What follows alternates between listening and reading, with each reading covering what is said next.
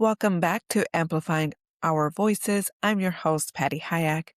In this episode, I sat down with Dr. Naomi Asher. She's an author, a consultant, foster parent, and a burnout researcher. This episode is a deep dive into burnout. She breaks it down in a way that most of us have never heard before. She describes it as a values misalignment. Consider this your permission slip to pause, breathe, and realign. Let's get into it.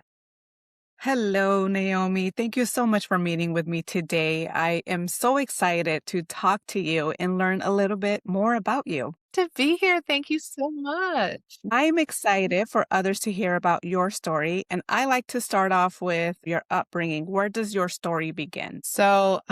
It's funny because I don't talk about this a whole lot, but I was actually born in the UK, just outside of Oxford, England. And I moved here to the States when I was 9. And so I am a multicultural kid, it's funny because I don't think that most people really think of me that way. I don't necessarily come across as being multicultural. But it has impacted my life in a lot of ways, just how I had to learn pretty early on how to adjust really quickly to situations and fit in because 9-year-olds are mean. And so it definitely did impact me quite a bit when it comes to that. What I talk about a little bit more is that my mom grew up in poverty and the cultural impact that has had on me.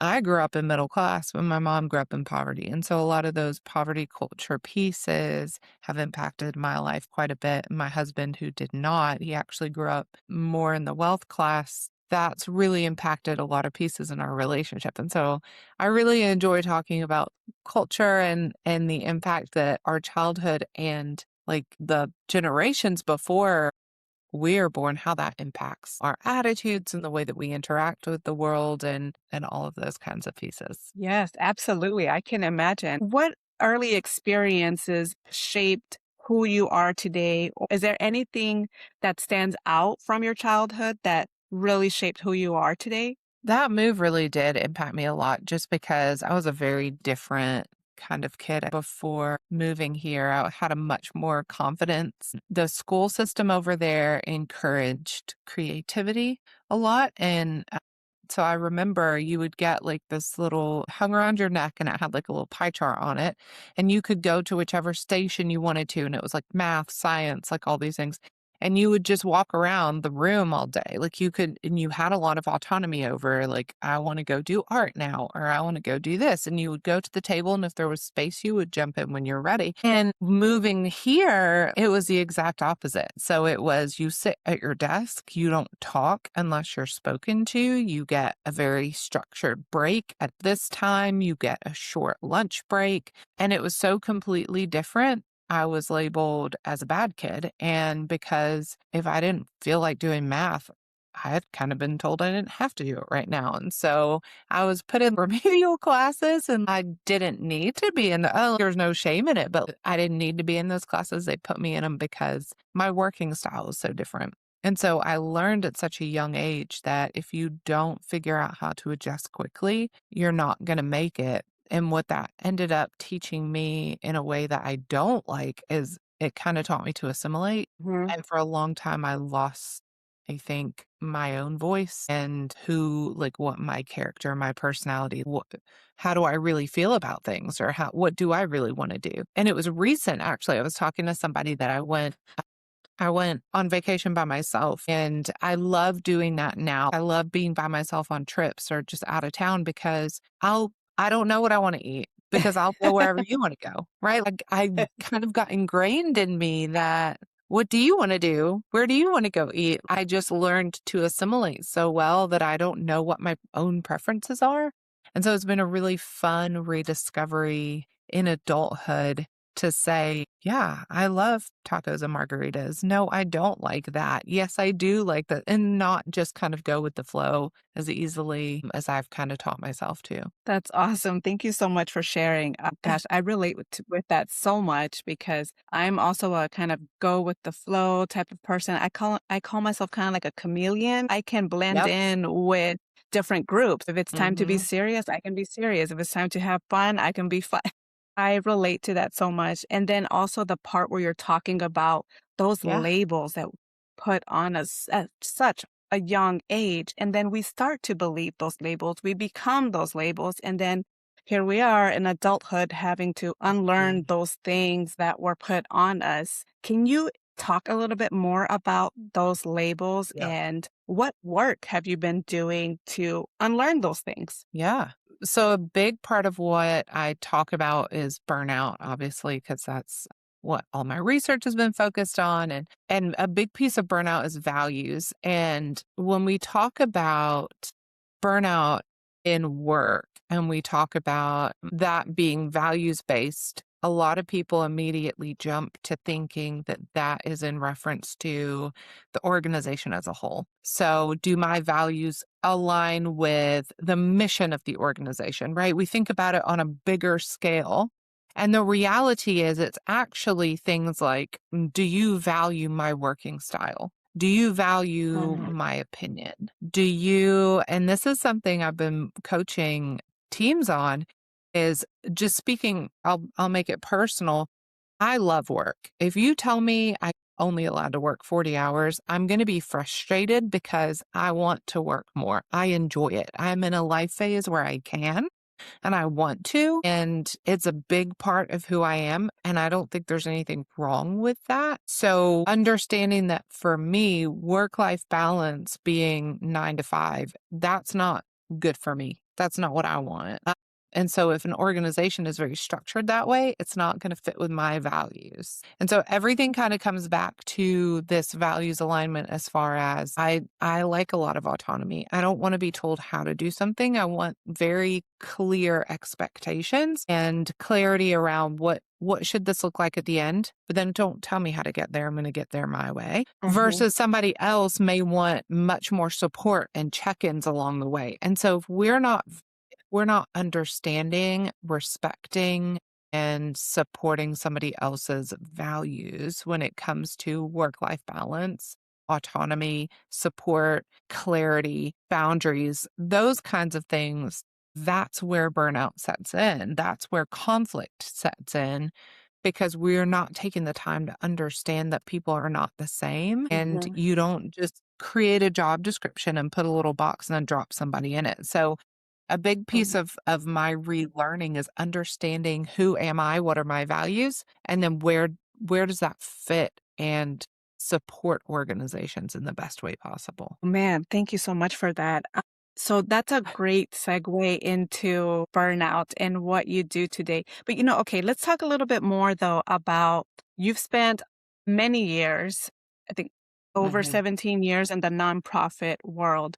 Can you mhm. talk a little bit about your experience there and then how that led you to what you're doing today? Absolutely. It's a long story. I'm not gonna get into how I ended up in nonprofit, but, all indicators said that I needed to be working in nonprofit management, and, I've had a wonderful time and a great career doing that. What happened was I started my PhD process, and I started noticing around me a lot of other people were burned out when I wasn't, and so I was really curious about that. I wanted to dig into that more.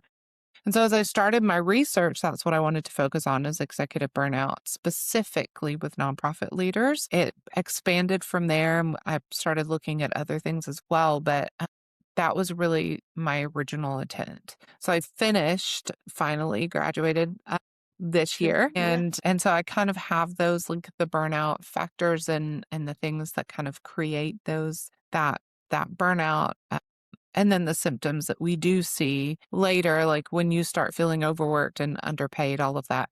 But the main thing was for me, I never felt burned out. Like I had 17 years of feeling great, loved it, no issues. And then I took a position that was not aligned with my values, but I didn't understand that going in. And I'll take responsibility for the fact that I don't think I realized what my values were. I didn't know the autonomy piece. I didn't know the clarity piece. I didn't know that I do like working a lot of extra hours. Like all of those kinds of things. I didn't understand those things about me enough to really advocate for that. And I just found myself in a place where there was no transparency of process. There was no clarity around decision making and boundaries, and no real clarity around expectations. And I just found myself in a place where in less than 6 months, I was completely burned out.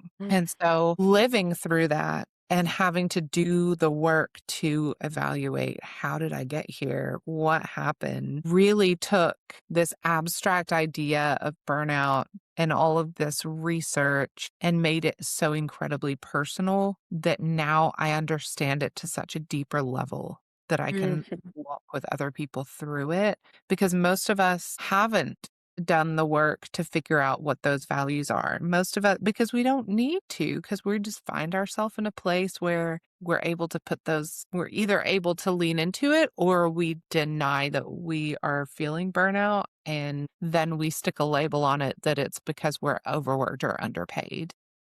Mhm.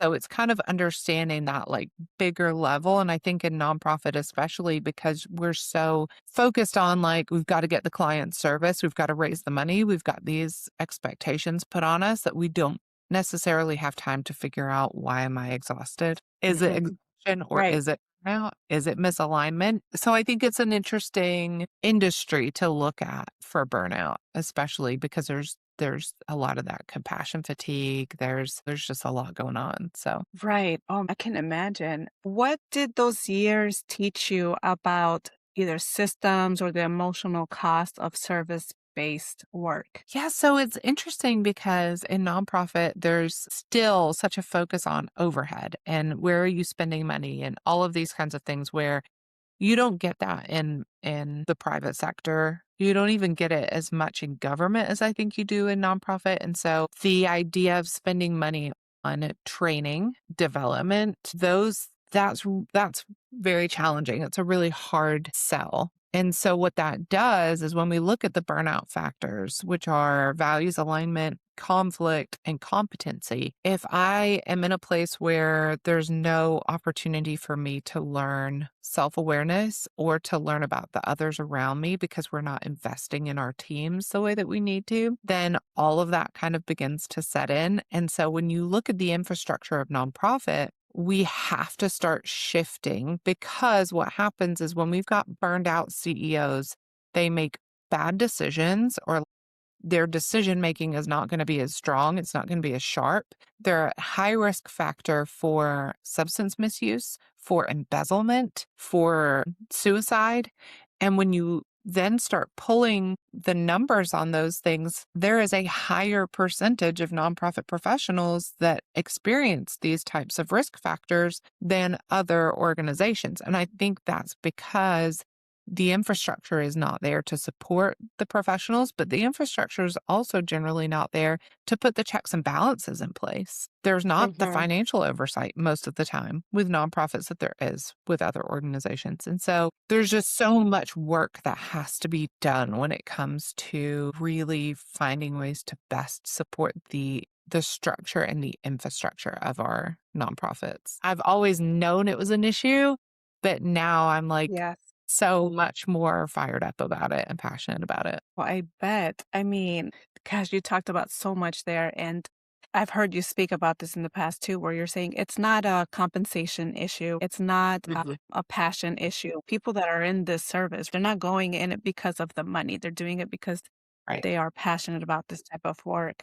How do we solve this issue? What advice would you give to organizations that are dealing with this, but then also individuals, and what can they do? Yeah. So I think for individuals, there has to be, this, what I talk about a lot is intentional rest. So for individuals, I always challenge to take intentional rest. This is not vacation. Your vacation, if you're looking forward to vacation, you think that you're going to come back so refreshed and not burned out.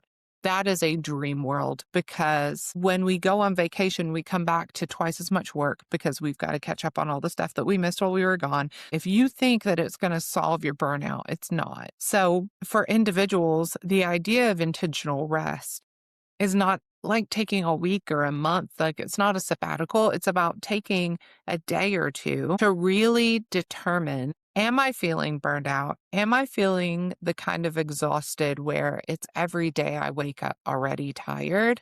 I'm feeling overwhelmed. I don't have motivation to do anything anymore because I'm just so, it's like close to depression when you have real burnout. So if you are in that place or you feel like those things are beginning to set in, that's when you need to stop and look at, is there a values misalignment? What are my real values? What is truly important to me, my personality, who I am as a person? And then looking at conflict. Is there conflict that I am not addressing? Because living in low level Mhm. conflict will create that. It will create this feeling of burnout.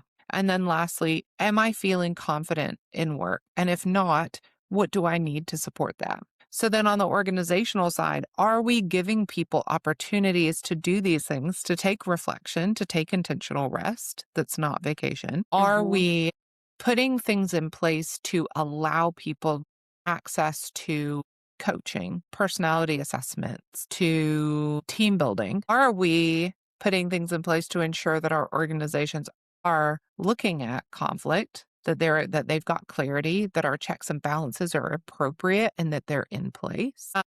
And then are we investing in the staff? So for me, organizations, boards, especially if it's a nonprofit, that board needs to be asking the right kinds of questions to ensure that checks and balances are in place. So if you have a burned out leader, they're not going to they're not going to have the flexibility or ability to make some incredibly damaging decisions. But we also need to make sure that they're getting the support that they need through coaching, through team development, through facilitation, mediation.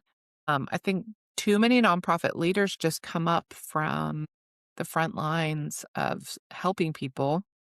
And we say, oh my gosh, you've got the biggest heart. You should now supervise 100 people, 200 people, Mhm. and they don't have the skills to do that. And so, of course, they're not going to thrive in that. But then, as nonprofit boards, they don't want to deal with that either. And so it's like, well, figure it out, I guess. And then those spirals start. So we've got to do a better job of board governance.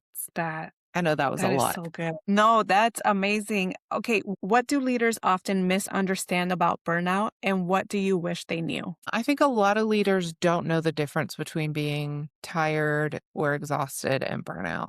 And I think that's a really important thing to understand because if you just need a break, that's we all need a break sometimes. And my response to that is also that you don't need permission to take a break. You don't need permission to rest. But most of us feel like we do. We're so achievement focused that we think that we are not valuable if we're not doing. And so if my schedule Mhm. is not over full and I don't have all of these outcomes for every day of work, that I'm not a valuable person. And that's not true. So for my Mhm. first thing is if you're exhausted, it's okay to rest and you don't need anybody to give you permission for that. If you Mhm. are burned out, it is irresponsible to remain in a leadership position. So that may just be a sabbatical, but it needs to be very intentional. If you are truly burned out, where you are waking up every day and you are exhausted before you start the day, you don't have motivation to do your job, let alone go out with friends. Like very few people are actually in full burnout. But if you are, it's a hard thing to say and it's a harder thing to do. You got to step out because it's irresponsible to stay in that role. And so we always want to catch it before we're at that level, but understanding the difference and then taking intentional rest, taking breaks without feeling the need to apologize for it. And then also recognizing that you have value because you are a human and not because of any accomplishment or anything that you do.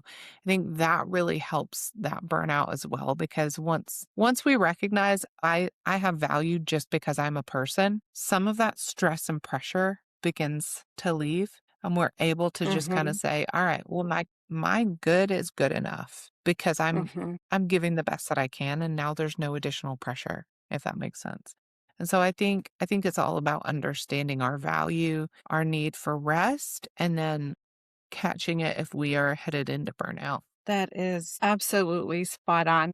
I grew up with seeing my parents just constantly work. They would even tell us, if they were to see us sitting down and resting, they'd be like, "No, there's always something to do around the house. You gotta Mhm. clean or whatever." And I never saw my parents rest. So for me, Mhm. I've had to unlearn that, no, rest is also being productive, but then also Mhm. having leaders that can help us recognize that and giving us permission Yeah. to rest, like you're saying. Yeah. So I love that you're talking about that. Thank you. Yeah. I also love how you talk about creating trauma informed spaces. Can you talk Mhm. a little bit about that?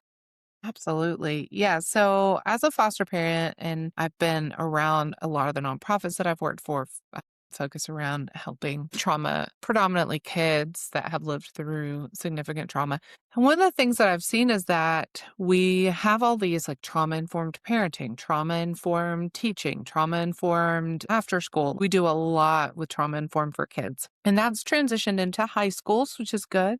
It's beginning to come into colleges and universities are talking about, okay, we need to have some trauma, a little bit more trauma informed approaches to keeping kids enrolled in university, that kind of thing. But what we don't do is transition that then into the workspace. And so these kids that have had understanding from like 5 years old to potentially 20 something are now put into a work life where everybody around them's like, get over it, you're an adult. And so for the first time, they're kind of like thrown in with no support system. And so if we are moving into a place where we want to have inclusive workspaces that really do represent our communities and represent, support everybody equally, and we want people to thrive and do well, we have to talk about trauma informed spaces. We have to know how to be clear with other people. We have to know how to work together. We have to know how to communicate better. And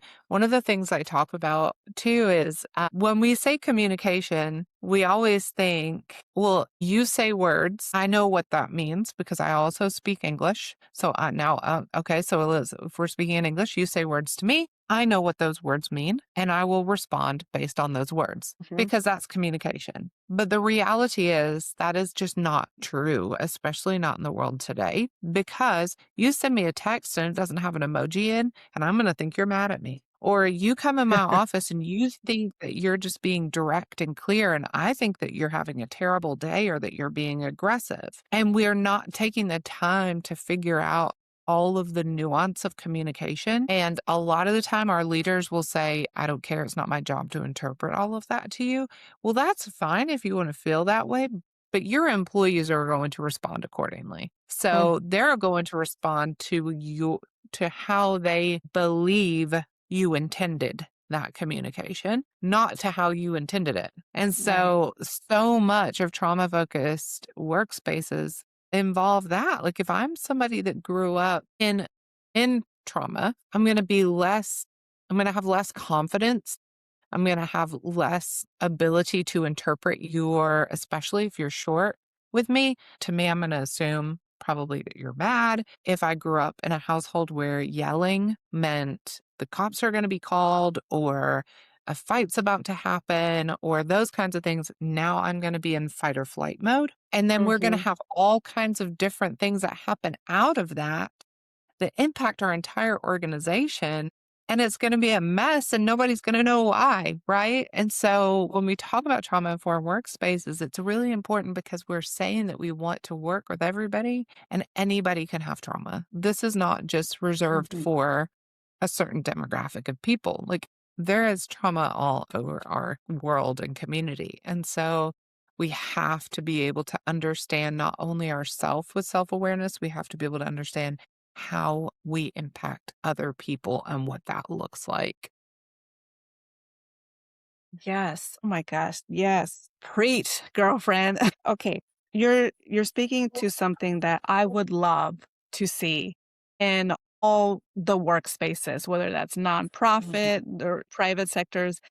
If you're talking to a leader, how do we create that or how can they educate themselves? We're not telling them to be a therapist, right? But they do have Mhm. to have some sort of knowledge around this. Speaking to those leaders, what advice would you give them to create these trauma-informed spaces? So the first thing I think is understanding your own values alignment. And once you do that for yourself, you can very quickly recognize, oh, this is why I am this way, and this is why other people are not the same as me. So I think that's the Mm, first piece of self-awareness is recognizing not everybody interprets a situation the same, and not everybody mhm, is driven by the same or motivated by the same things. And so that's the first piece. I'm an Enneagram coach as well, so I rely heavily on the Enneagram, and it shows you kind of your motivations and behavioral patterns, and that really puts a lot of those pieces into place as well. So that first step is truly just recognizing not everybody is the same as me. I once heard somebody tell a story about an event that I was present for, and it was a situation that I witnessed. And it sounded like a completely different thing, but neither of us were wrong.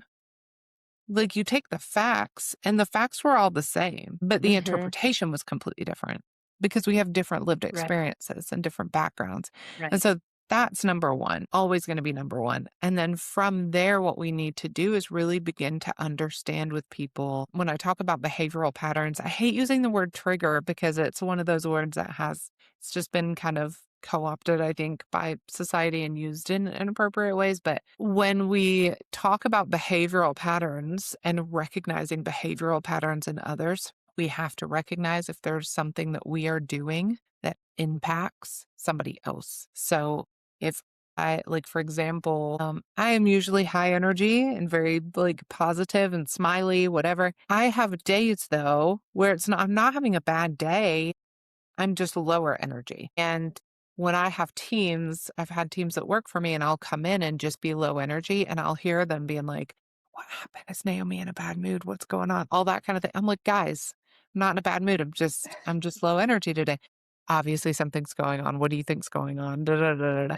Well, I wasn't in a bad mood before, but now I am because y'all are putting these assumptions on me. So I had to be really clear, especially when I had staff of like very young employees who hadn't had a ton of work experience. So I would just come in and be like, hey guys, where is everybody today? On 0 to 10, how are we feeling? My energy is low. I'm not upset about anything. My energy is low. I maybe have a shorter fuse today than maybe another day. If you want to talk to me about something that you think I'm not going to like, let's postpone it until tomorrow. And that ability to just be honest, most of us are so uncomfortable with that. Like I can't admit I'm having a bad day, or I can't admit that today is not a good day to have a conversation with me. Sure you can. We're all people. We're all humans. And so it's just Mhm. really and truly about understanding ourselves, our own behavioral patterns, and then the people around us and how we can interact and how do we be really clear so that we can avoid a misunderstanding. Yes, that work is so important. Just, I call it like the power of the pause. Just pause, go within, and Yep. have a moment of self reflection. Why Hmm. am I feeling this way? Or why am Yep. I reacting this way? Or, just pause. There's a lot Yes.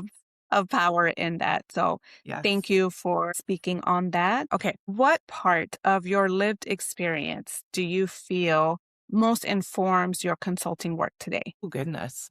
Honestly, I think that all of us have, and I've always kind of said this, that everything that's happened in my life has led me to the next opportunity. And that's really hard sometimes when it's not an opportunity that we wanted to come up. This whole transition into being full time consulting, I knew I wanted to do it at some point. The timing was not where I had chosen for it to be necessarily, or where I wanted that to land.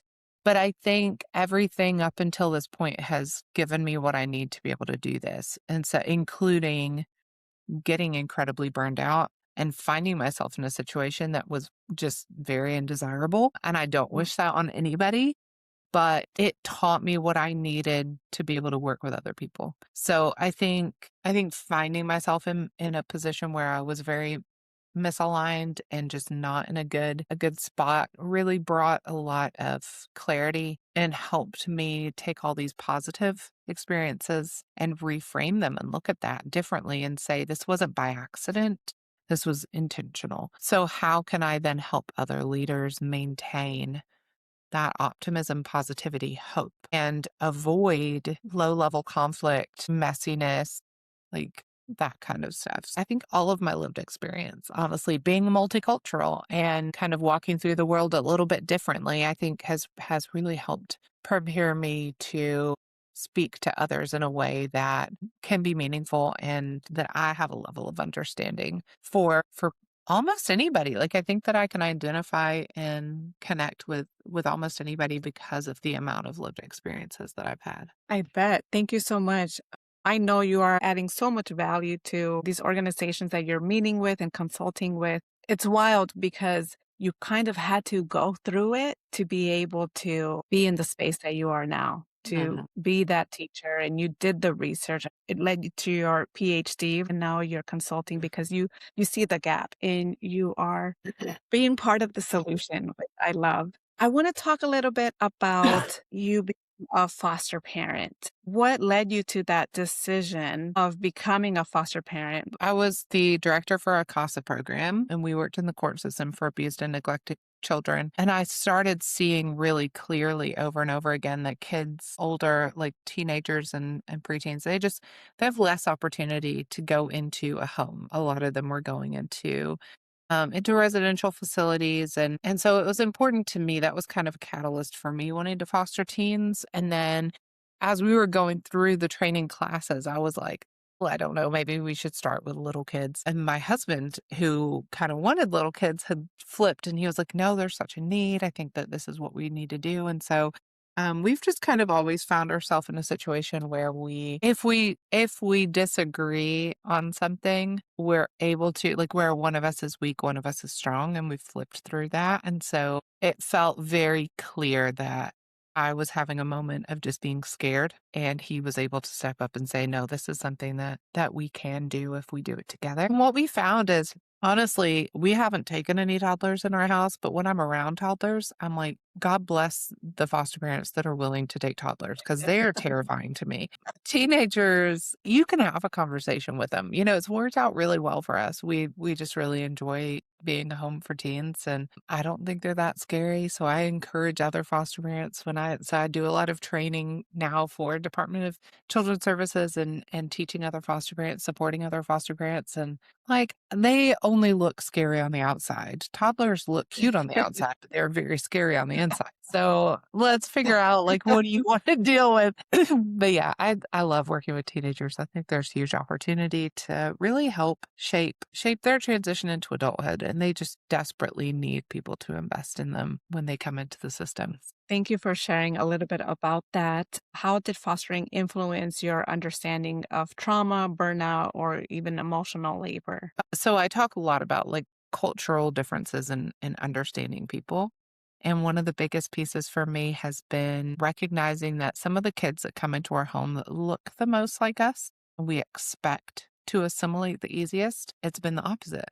And so that really helped reinforce for me that the idea of cultural difference and like deep rooted trauma and hurt, how that impacts our ability to function in the world in a family environment, but then in a workspace, like all of those things. And so I think that there's so much that I've learned about myself through foster parenting that I would love for other people to get to learn about themselves as well. And how we interact with each other, how we learn to love and support each other is just it's created such a deeper sense of self-identity, but then also how to work with other people that maybe we don't initially anticipate it being a challenge, I guess.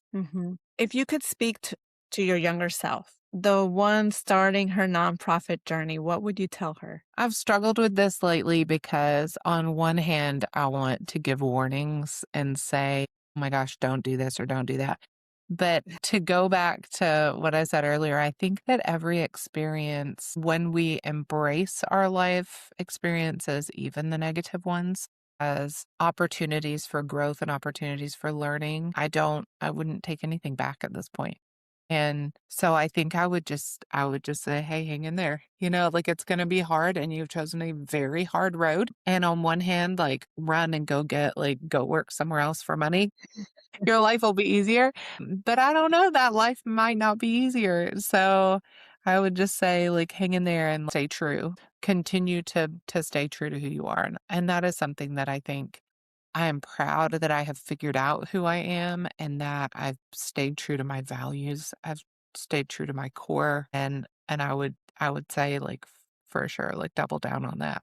Like, stick with it. I love that. Thank you. And we can end it on this one. What message do you hope listeners take away from your story? Definitely that this is your permission slip to take a break. I want everybody who hears me speak, I want them to hear you are valuable and you are meaningful and your life is important, regardless of whether or not you do anything today, like anything like productive today. You don't have to be doing, you don't have to be hitting goals, you don't have to be achieving, you don't have to be buying the new whatever it is or carrying the right purse or shoes or like none of those things ultimately are important if you are not aligned with who you truly are. And so take that moment of intentional rest and evaluate what is truly important to you, what your values are, and lean into that and have no shame and no stigma with it. And if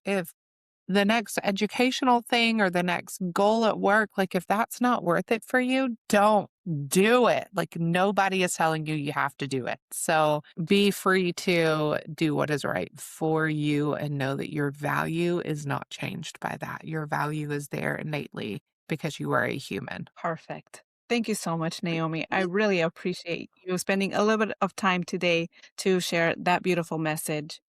Thank you for tuning in. If you enjoyed this episode, please subscribe, follow, and share this with someone who might need it. Stay tuned for the next one.